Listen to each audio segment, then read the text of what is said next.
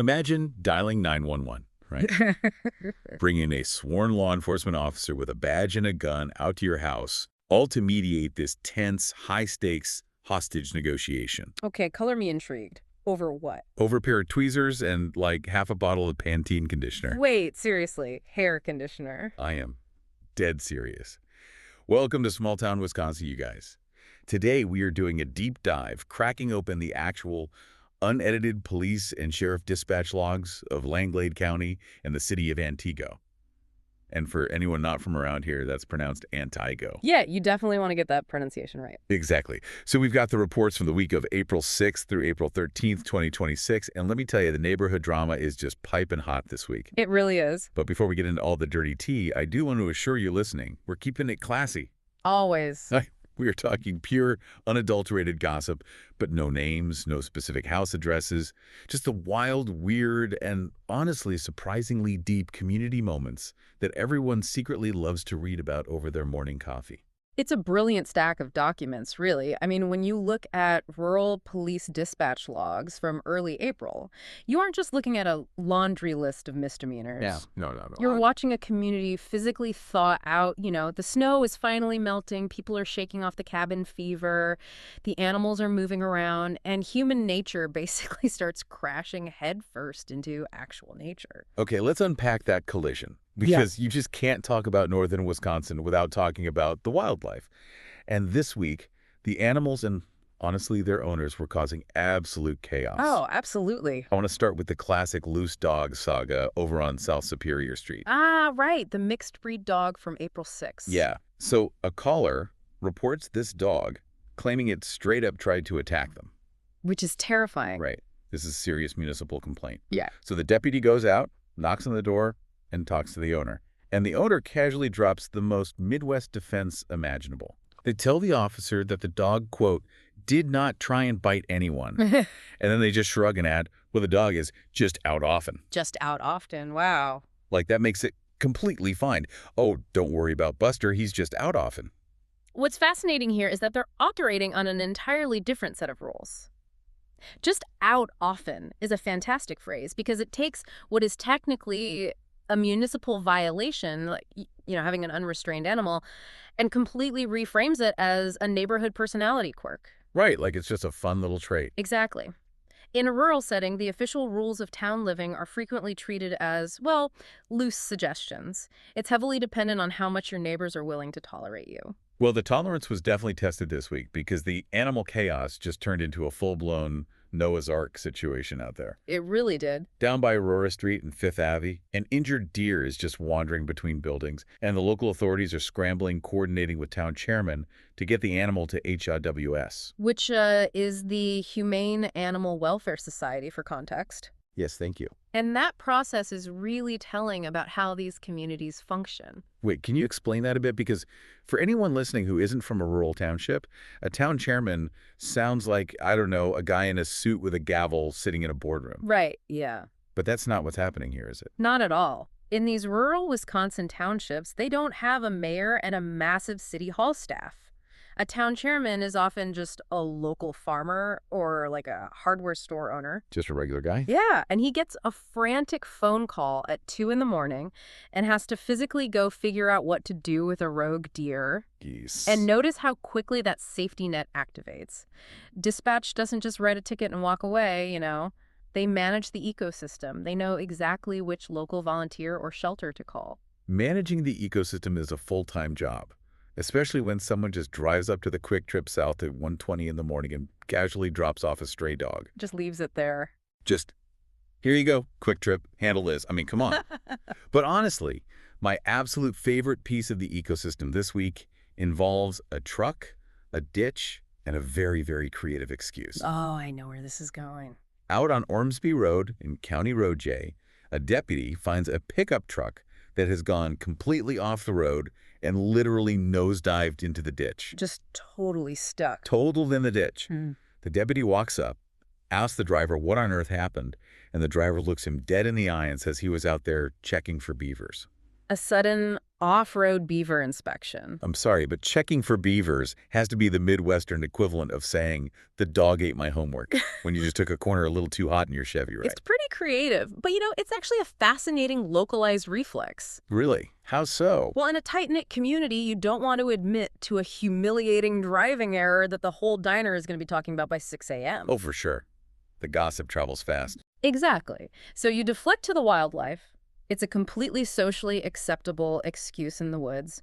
You blame the deer, you blame a turkey, or in this case, you blame a beaver. Wait, I'm not buying that. Are you telling me a guy plows his truck into a ditch, the airbags go off, and in the 3 seconds it takes for the snow to settle, he consciously reverse engineers a socially acceptable wildlife excuse before the deputy taps on the glass? Well, no, he probably didn't map it out on a whiteboard. Right. Isn't it more likely he was just embarrassed, panicked, and blurted out the first animal that came to his mind? Oh, absolutely. But the instinct to blame the environment rather than your own competence is just deeply ingrained out there. It's a survival tactic for your reputation. A reputation saver. I love it. Yeah. It wasn't me, officer. It was the beavers. Classic. But, that guy was stuck in a ditch. The people who were actually making it down the pavement weren't doing much better. No, they really weren't. Let's move from the off-road wildlife to the main arteries, because the highway driving in this week's logs is just a total mess. The traffic complaints really highlight how aggressively people self-police their roads around there. Aggressively is definitely the right word.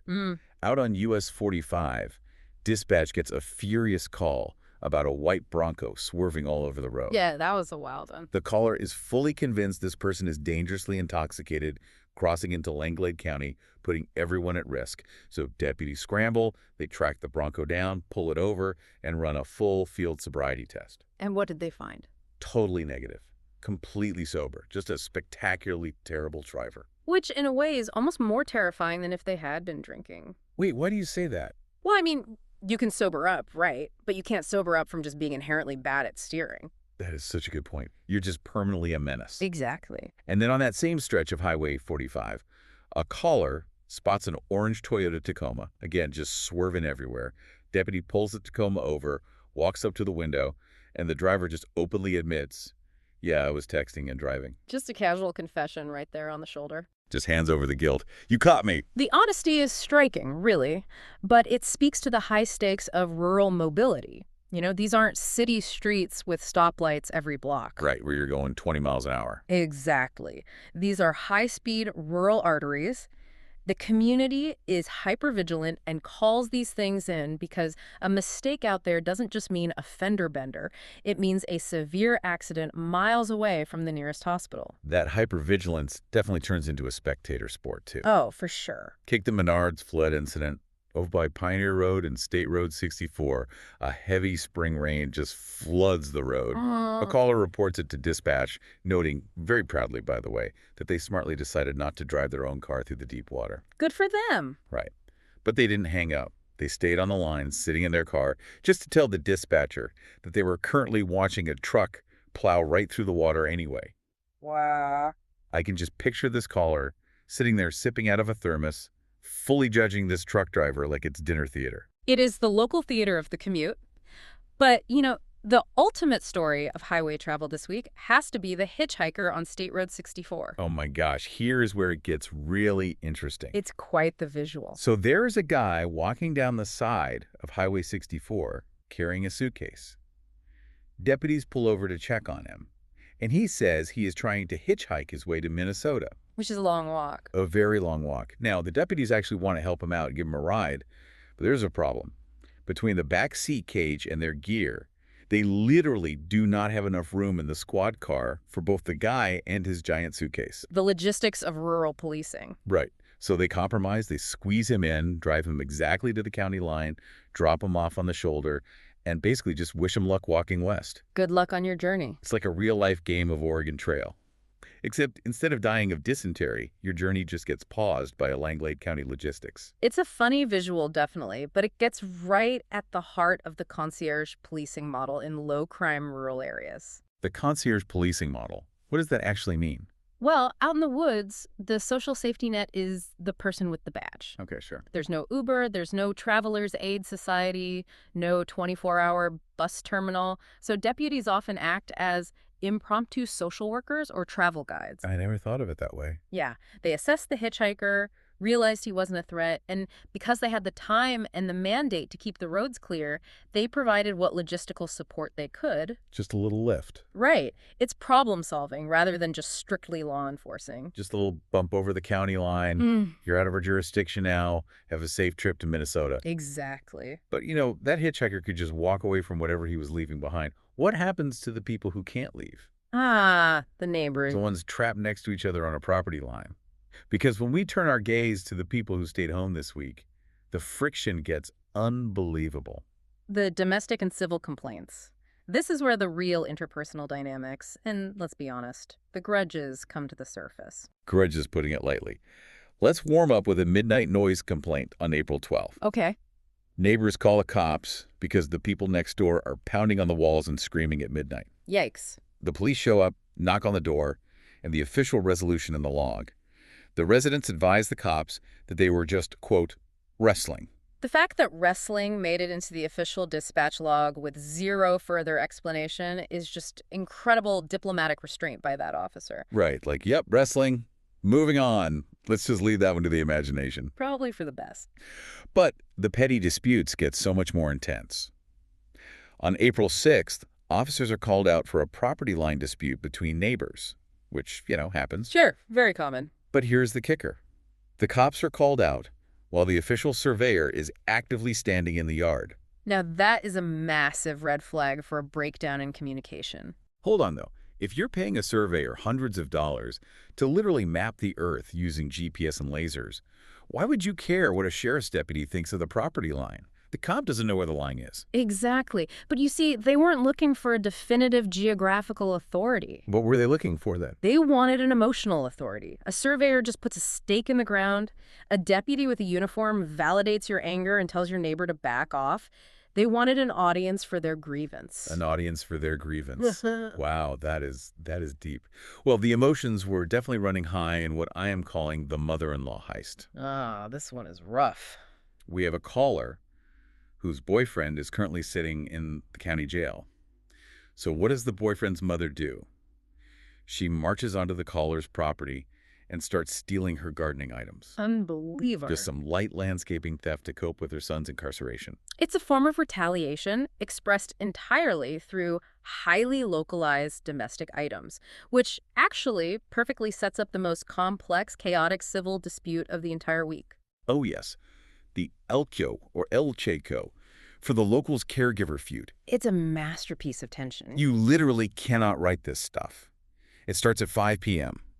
A massive domestic dispute erupts between a family and their elderly mother's former caregiver. The police are called in.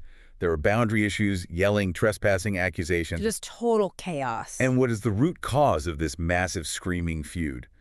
The former caregiver is refusing to return tweezers, shampoo, and conditioner. A hostage situation over toiletries. I was flabbergasted when I read that. It is quite literally a high-stakes mob negotiation. But instead of millions of dollars in unmarked bills, we have sworn law enforcement officers mediating over half a bottle of Pantene. It's incredible. It escalated so far that they had to legally mediate an exchange of a crisp $20 bill just to settle the shampoo debt over tweezers. This raises an important question, though. It sounds absurd, but there is a deep psychological mechanism at play here. Really? A psychological mechanism for holding shampoo hostage? Yes. In psychology, we call these proxy arguments. Look at the context of the situation.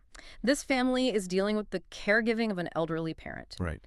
That is a stage of life fraught with massive, heavy emotional stress, grief, and usually a huge financial burden. Oh, absolutely. It's incredibly draining for everyone involved. Right. You cannot easily process the decline of a parent. You can't control aging, but you can absolutely control who owns a bottle of shampoo. Oh, wow. People in tight-knit communities, when faced with overwhelming emotional stress, will channel all of that anxiety into a hyperfixation on a trivial item. The tweezers are just a proxy for the utter loss of control they are feeling in their broader lives.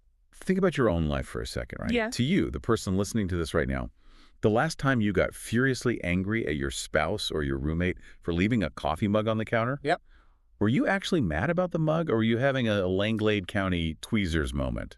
What was your proxy? It's a very human reaction. We fight over the things we can grasp. When you put it like that, it actually makes me a little sad. Yeah. They're just so stressed out, they're breaking down over the bathroom drawer. Exactly. But I do have to ask, how does proxy psychology explain someone mysteriously dropping an entire full-size tanker trailer in a business's backlot on April 10th and just walking away?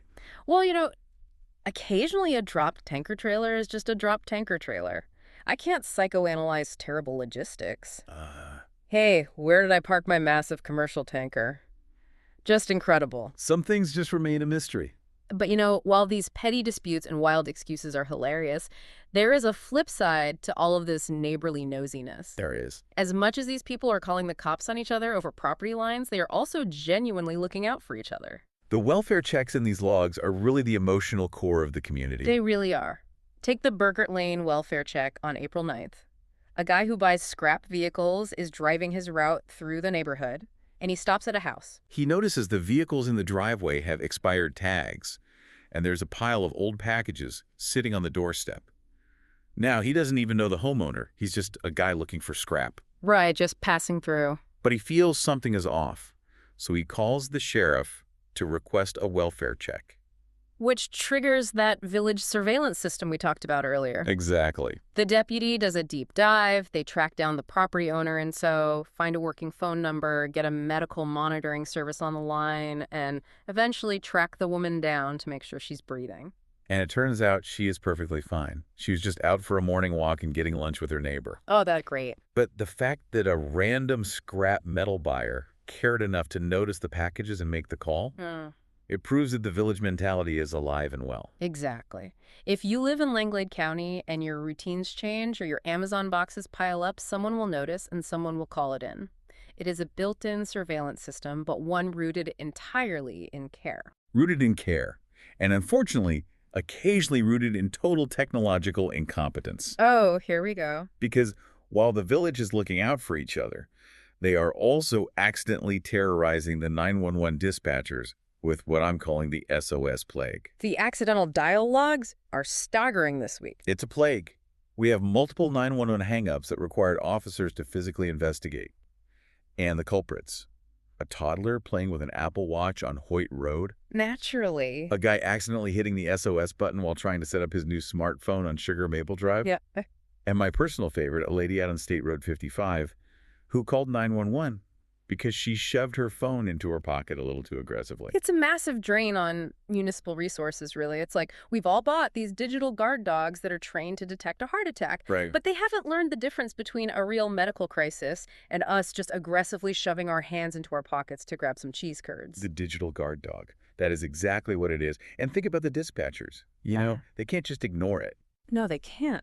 Every single pocket dial has to be treated like a potential kidnapping or heart attack until proven otherwise. They have to call back. If they don't get an answer, they have to send a deputy out to the middle of the woods to make sure someone isn't bleeding out. The technology has completely outpaced our tactile awareness, but it again shows that concierge level of service. They don't assume it's a mistake. They verify. They go the extra mile, literally. Which reminds me of one last gem from April 10th. A resident got locked out of their house. Now, in a city, you call a locksmith, right? Sure, or a landlord. Not here. This person walked all the way to the local safety building to report in person that they were locked out. Wow. And then they turned around and walked all the way back to their house to wait for the cops to come and unlock their door. That is a level of trust in local government that you simply do not see in a major metropolitan area. They viewed the police department, essentially, as the town's front desk. Hello, concierge. I lost my key. Could you please let me into my room? The town concierge. I Yeah. love that so much. It perfectly sums up the vibe of this entire week. You get into a bitter fight over shampoo, you call the concierge. Right. Your dog is loose, call the concierge. You need someone to check the ditch for beavers. Well, you get the idea. It is a community that is intricately, stubbornly connected, for better and for worse. Which brings us to our moral of the week. Because if we're going to dive into the town gossip, we have to learn something from it, right? Absolutely. So for you listening at home, wherever you are, keep your tweezers under lock and key. Always double check the ditch for beavers before you swerve your truck. And if you are going to wrestle at midnight, maybe keep the screaming down so your neighbors can sleep. Solid, highly actionable advice for any municipality. So what does this all mean? When we step back from the messy, hilarious, dramatic logs of Antigo and Langlade County, what is the big takeaway here? I keep thinking about that hitchhiker. You know, the guy with the suitcase out on Highway 64? Yep. The deputies dropped him at the county line, and he just kept walking west. Where was he going? Did he ever make it to Minnesota? Think about it in a town where everyone knows everyone else's business right down to their specific brand of shampoo, where they know if your dog is just out often, and they notice if your packages pile up for even a day. The ultimate mystery is the stranger who simply walked away.